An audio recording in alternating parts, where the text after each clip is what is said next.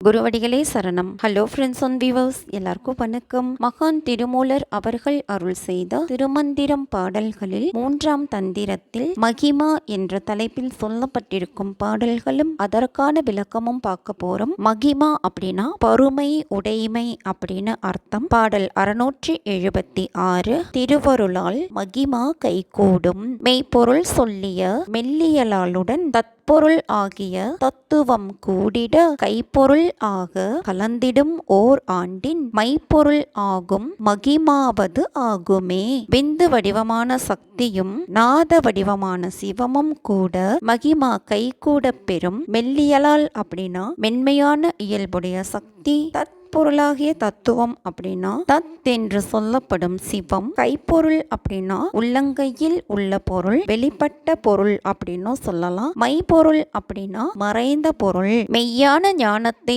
உணர்த்திய அருள் சக்தியோடு தத் என குறிக்கப்படும் சிவம் கூட மறைந்த பொருளாகிய மகிமா ஓர் ஆண்டில் உள்ளங்கையிலே உள்ள பொருள் போல கிடைத்துவிடும்.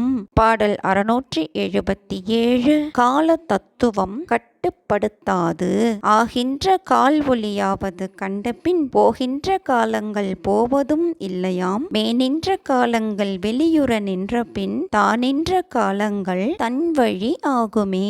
கால்வொளி அப்படின்னா இடைக்கலை பிங்கலை, மேல் நின்ற காலம் அப்படின்னா இனி வர இருக்கும் காலம் அப்படின்னு அர்த்தம். இடைக்கலை பிங்கலை என்ற 2 நாடிகளை பெற்று அமையும் சுழுமுனை தலையின் மேல் போய் அங்கு உள்ள ஒளியை கண்ட பின்பு ஆகின்ற ஆயுள் காலங்கள் அழியாது. இனி வரக்கூடிய ஆயுள் காலத்துக்கு வெளியே தான் நின்ற பின்னர் மற்ற தத்துவம் அனைத்தும் தன் வழியாம்.